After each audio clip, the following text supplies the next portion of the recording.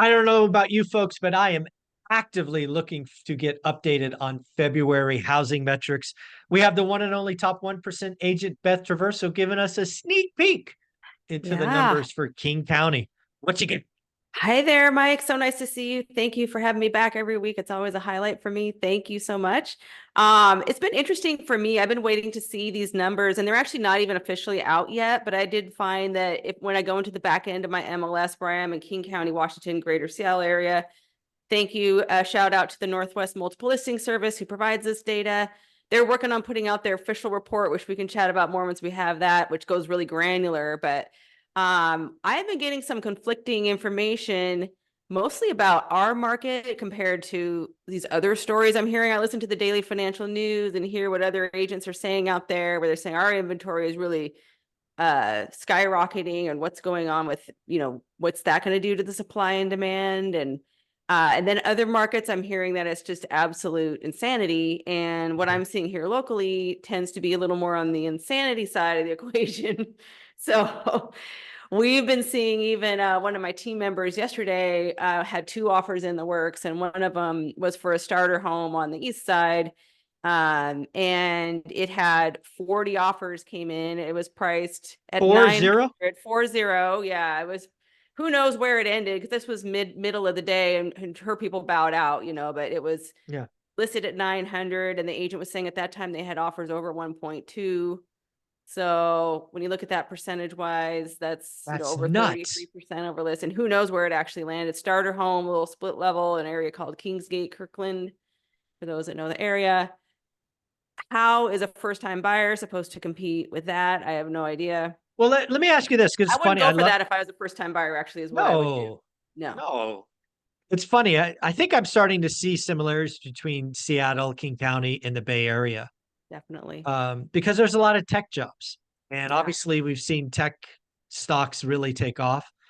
And I mean, I just think about NVIDIA, right? If you're an employee of NVIDIA and they've doubled or tripled or whatever they've done recently, you got a lot of money. If you Yeah. want to buy a home and you got NVIDIA money, You're feeling pretty wealthy right about now. Yeah. yes, and So, so. and we don't have NVIDIA here that I know of. We have a But lot of you've got tech here. Amazon, you've got Oh yeah. Microsoft, you've got, People's tech all of the portfolios are feeling pretty pretty juicy. nice right now. Juicy is the word. Yeah. So that is definitely playing into things where people are cashing some of that in to pay for some of these homes. And some of these other markets I'm hearing out there, in particular, I've heard a lot about Florida, where they were booming. Remember when we were suffering last year, they were booming still. And then now the tables have turned, Yeah, and I know you've had your finger on that more than I have, but from what I'm hearing, it sounds like some of that is due to insurance costs skyrocketing. And if it for costs sure. significantly more for your insurance than it does for the mortgage payment, I just don't see how that could not throw the brakes on things. And even if you're a cash buyer, then you could decide to not have insurance, but that's pretty risky if you're in the Yeah, hurricane zone and you have that's no pretty insurance. I don't silly. know that I'd Yeah. want to take that risk. No. So Yeah. Yeah. it's interesting to hear what's going on in other parts of the country, but it definitely does seem like these areas that are really tech driven markets are getting Just that. And we're not just getting bonkers. the new Bonkers. construction's not happening in the Seattle Nope. area. It's all infill because we have the Growth Management Act, and there's probably something similar in the Bay Area where they really Hmm. limit where you can build. You can build within these confined Yep. lines. Yep. Anything outside that, where I live is outside that area. So we're on 5 acres, and you can't put even an ADU on that 5 acres, are really Mm. restrictive in those Wow. rurally designated areas. So but the infill in town, it tends to be everyone's, the ADUs, the tearing them down and building townhomes and things like that. But Yeah. it's a slow Very, very process, cool. and the cost is very high to build. So it doesn't not helping us with our inventory anytime soon. So Yeah. Well, let's get into the February numbers because I think yeah, I think I might be shocked. let me do a screen share here and let's take a look. And I'm does this work? Can you see it? Okay. Yep, I can. You're Okay. doing great. Great. So this is the active number of listings, and I went back 2 years just so we can see a little more. We last year, this is when the rates, 2022 was when the rates were up. Remember around Hmm. that time, it went from Yep. 3 to 6. Yep. And then here we are now. This is February 2024. I have to hover over it to see the numbers. People can't read that. It's 1,447 for the entire King County, which is about 2.2 million people. We have 1,447 active listings. But if I'm reading this chart right, if you go back to February 23, it's up a little bit. I think it's the next one. Yeah, there you go. Yeah, we're up 36 listings. A whopping 36 listings. You're up, what, 2.5%? Yeah, so 1,411, 1,447. Or not even, 36. you're up 0.2%. 0.2%. Yeah. Okay. So, and then we can go down here and look. I thought this was interesting, the median sale price. And we can look at new listings too, because I know. Oh, look at that. So it jumped like I knew it would, because remember last month or January, we were talking about these multiple offers and the bidding wars were driving the price up. This is the highest price we've seen since back here somewhere. Wow. So we're at 942. We'll call it 943. Yeah. And that's up 14.4% year over year. And that's across the whole King County area. Let's see, here we are. 809 is where we were last year. So that's a significant jump. 14% in a year. 14.4. And no crash. Sorry to report those that were waiting for the crash. That's we weren't waiting for a crash because we listened to Mike Huber. That is awesome. So we were not waiting. And then let's see what new listings here. Because I know that's something that's interesting. Yeah. New listings are up. Ooh, interesting. Here we've got 1,899 new listings for February. Okay. But yeah, as we can see, it's being absorbed really fast. And then let's see. Wait, hold on here. There you go. That one. That's the one. Yeah. 1,372. Oh, so that's up like 40%. 38%. I did a little math. Yeah. Nice. So tell me about that. Tell me about that. Because again, there's this whole idea of interest rate lock-in, but what that's showing, 38% growth. So who's selling? Are these people moving, are they upgrading? So I've been talking to a lot of sellers lately. I've got a lot of people that I'm helping to get on the market here in the next month or so. And we'll see what that does to inventory. And, people, if more people are coming to me and I'm just one person, I imagine we're getting the spring surge is in process right now, that we'll see more in the next month and the month after that, which is the normal seasonality, which we really didn't get last year. But the people that are selling tend to be people that are moving out of the area, like completely out of the area. They don't want to be a landlord. They're rolling this equity into the next purchase so they don't have it to leave there and buy somewhere else. They're taking that equity because a lot of these folks are really equity rich. A lot of the sellers I talked to have been in their homes for 10 to 30 years. They have a lot of equity. So some are going to keep them as a rental, but I don't hear that very often. Or it's major life changes, such as it's an estate sale, it's a divorce, it's something like that where they must move. So the move up, I've been talking to others in my industry too, and we're not hearing much about the move up buyer and seller. That whole section of the market still broken, broken, not there. When it remains to be seen when that will come back, but when it does, that's going to definitely change things here. That's going to lock a lot. Still locked in at this point. Wow, that's pretty cool. What about days on market? Do you have that in this one? Yeah, days on market, days to sell. Days to sell, we're at 7 days, which is what I've been seeing. The weekly cycle of the listing comes on the market. What was it last month? Like 24, 23? 23, good guess. Yeah. So it went from 23 down to 7. In a month, it went down to 7. And you know what that did? The psychology flipped as soon as buyers start losing in bidding wars. Their whole method of their strategy, their method, their psychology, everything shifts to competition mode from we're waiting to see what we can get mode. So, and last year, let's see, we were up at, pardon me while I do my hover here, 20 days. So we went from 20 days last February to 7. That's nuts. It's down about 2-ish thirds. %. So I'm not seeing this change. Wow. So, What else you got in those statistics? You got so much cool data there. Shout out we got all this Northwest here. Thank multiple you, Northwest listing Multiple service. Listing Service. Oh, and they're starting to collect more pending data now where we'll have info where agents are going to be required to say if they received multiple offers and all the different, things we want to know behind the scenes. It only goes into the reports later so they can track what's Yeah. happening with the pendings.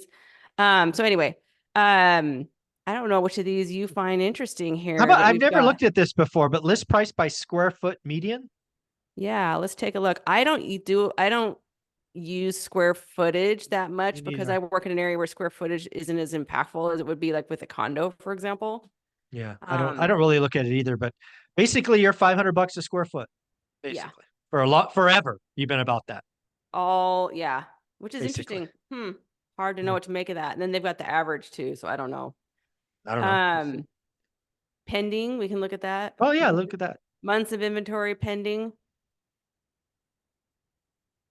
Pardon the lag. Interesting. I don't know what you can make of this, but there's 1 point. What is that? Help me break this down a little bit. So I think what this is showing 1.3 months us, of pending. because if you go back to so earlier we saw that listings were up, Mm-hmm. right? A little bit. Active inventory was up. Days on market was way down. So really what that means is you've got a lot of stuff sitting in pending.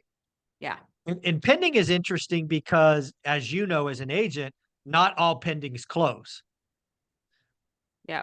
for The lots vast of majority of them reasons. are in a competitive market because people are Sure. waiving all their contingencies with big earnest Yeah, money. So, that's true. but it is true. Every once in a while, you see something does bounce back on the market. Yeah. That is interesting. That's really like the third or fourth highest ever, or at least in the Yeah. last And two this was years. back in January of last year was the most, that's curious to me. I don't understand. Yeah, because January last year, at least for It most of the wasn't country, exactly was slow. particularly record breaking in any way No, that I can remember. no, I don't think so. I don't remember it being that either. All right, that's Yeah, really cool. sometimes, and I can break these down. When we get the actual chart through the MLS next week, we could talk about East Side versus Seattle. What I'm seeing is East Side is booming even more than in city Seattle, Mm, mostly because that's where the tech zone is more so than yeah. even Seattle proper. Can you go back So to active listings? I think that's where you started. I just want to look at that one yeah, more time. and we can go back. I just went back 2 years here. We can go back more if we want to No, see that's fine. more. But No. you can see here, this is the lowest over here in January of Actually, you know what? Could you 2022. go back Actually, to 2019 just for fun? yeah, Real let's quick? go. There's just so much fun to be had in these charts here. Let's take a look. And I'm just Because looking at 2000, houses, not condos here. So yeah, if so it's anyone's wondering. 2019 is important because it's pre-pandemic. Yeah, so this went back to Oh, look at yeah. that. We So had a that's bit of a buyer's market in January 19. It's so long ago, it's easy to forget sometimes, but that's when we so had a lot of where did inventory you sitting on peak? the market. What's What's that? that peak? What's the peak? What month is that? This year, Yeah. um, July, summer, which is always our slower time when Interesting. inventory tends to peak every year, So 4,200. 4,000, 4,200, and what is it today? About 14, a little over Oh, so you're 1400. down 60% from the Yeah. peak or whatever. And this is why it's lean times for a lot of people in the real estate, people that rely on real estate sales. Yeah, because the transactions are. And then where was the bottom? Transactions. Where was the bottom? Was that This in the was in 70s? our insanity time, 485. Wow. Can you I do think it's crazy 485? now. Try being an agent or a buyer or even a seller during that time. And we weren't used to Uh, it at that time. Look at this. It just went, yeah. And then it went wow. spiked up here in August of That 2022. thank you rate increases. That's Oh, what I that know. Look is. what that did. And this back here, when this was up in 2019, was when rates went up to 5 Yeah, for a little they while. they Look did. what Yeah. that did. Wow. So, and then yeah, it just Can you went but down, down, since you down. I love this 5-year chart. Can you do median price just to see Yeah. how it's changed? And no, Oops, you not leave there. 5-year. Yeah, 5 years. Hold on. Stats. Criteria. Bear with me, There folks. you go. Yeah, that's it. Sale price median. Yeah, there you go. This ought to be wild. Oh, it's not as bad as I thought. Yeah, if you look, it was 655, Yeah, that's only. I mean, that's up. It's up 50%. 942. Yeah, Yeah. I actually thought it would be more. So This that's is actually across not a all of crazy King line. County, which is a wide area. We've got low end areas, high end Yeah, areas. that I bet if slope's not terrible. it's not terrible. No, we No. peaked right around 1 million here in May of 2022 for the rates. Yeah. The rates were already going up at that point, but the closings peaked around with the closed Yep. sales peaked around 1 million. So Yeah, it's not terrible. yeah. Yeah. Okay. Um, All right. so yeah, So if you were another to answer. go ahead, you want to show No, something please, else? you first. I was going to say let's talk about what you're actually seeing on the ground. The Yeah. stats are great. Yeah. It So I'll allows stop us the to look share back. here. Yeah. Yeah. So what I'm seeing on the ground is still, for myself, I'm in multiple offer mode. As a buyer or a seller, just every time. Yes. And we have had some success stories on our team over the weekend where when we were working on the buyer side, we came in with we were the early offer. So when somebody, and it's good, this is going to vary from market to market. In our market, we do the offer review date when especially when the market is hot, where they've listed on a Thursday, review on say a Tuesday, more or less. And what we're seeing is you can circumvent that process sometimes by coming in early with a good offer. Mm. And we had a buyer just get under contract for significantly lower than we thought they were going to have to pay by coming in early. Oh, nice. And sometimes you can get 6 figures or more or less under what you would have had. Now, you're still competing, okay? So this one still went over list price, but not nearly these. It was about Not 50,000 30%. over list compared Yeah. to 200,000 over list, which we were expecting we might have to do. And Mm. that's because a lot of listing agents and sellers maybe don't have their process dialed in. And what I have found is it always isn't in the seller's best interest to accept wait for the review date and accept trust the process. If the activity is there and all the benchmarks are being met, that we're going to be competitive, stick with the review date. Don't try to have someone try to pressure you into taking their offer early. You're going to be leaving a lot of money on the table, often 6 figures plus in this market. So Yeah. it pays to and I'm coaching my sellers now. Look, people are going to try to do this. We need to have our answers ready now for what is going to happen so you can stick firm with that review date and get the very best offers you can. Oh, somebody mentioned in the comments last week, they were asking about what should I do about my flip that's getting ready to go on the market? Oh, Maybe I should price it low. And I don't know, commenter, what market you're in. So talk to a great agent where you are. The strategies might be different, but I know what I'm recommending my folks do is I never recommend people underlist a property as a strategic listing strategy. I've seen that backfire because a market can shift very quickly, or even just on that particular listing, it may not be for whatever reason, or maybe that week there's a little extra inventory, or who knows what's going on. We cannot ever guarantee a bidding war. So I would not right. list lower than what you're willing to accept ever. What I have found is the best way to do it is to list fairly compared to recent comparable sales and calling agents to find out what's going on with the pending sales too. And that may impact our list price some, but based on recent sales and pending sales, prep it to the max, especially if it's a flip. You want to make sure it's staged, it's beautiful, it's photographed amazingly, and that perceived value is higher. And then if you're in a market that does the offer review date, set the offer review date. And if the opportunity is there for it to go higher, the market will drive it there. And if it doesn't, no harm done. If you get one offer at full price, you want to make sure you're happy. So Yeah. that's what I would advise. Yes, I Them to do totally in agree my with that. market. There's an agent that serves the market where Olivia and I have a spot at in the Bay Area, and his strategy is always going under market to try to get a bidding war. It works in a hot market like we are now, but I've seen it not work a couple of times because again, we've been here for decades. So I don't like that strategy either. Yeah, imagine how upset that seller would be with that agent. And then every once in a while, you'll see it where they raise the price after the review date. And if that doesn't confuse people, you're like, oh, you had it listed at this price and you didn't get Yeah. it. So now you're listing it Yeah. higher. What? What? So that's a bad spot to be in. So, but if you don't get any offers on the review date, make sure your price is where you're happy selling it. And I just would, if that happened, I would just remove you didn't get any offers, I would just remove any mention of it in any of the Yep. marketing. That's another thing too. I hate it when I go on there and I see, it still says submit offers by February 29th, and it's March 5th and Yeah. it's still on there, like, I guess they didn't That's get just offers on that lazy. day. Yeah, lazy agent. So don't be like, yeah, make sure your agent's doing their job, of course. There So you go. that's what that's what I would recommend. That's a way that gives you the most opportunity to get higher than list without sabotaging yourself if you don't get the offers that you expect Yeah. that you might. Yeah. This is great advice. If somebody wanted to get a referral to a top 1% agent, the best way to do that is interact with another top 1% agent like Beth Traverso. Beth, if they wanted to reach out and get an introduction, where would they go? Hi, yeah, easiest way is my website, bethtraversogroup.com. There you go. Thank you so much. All right, thank you.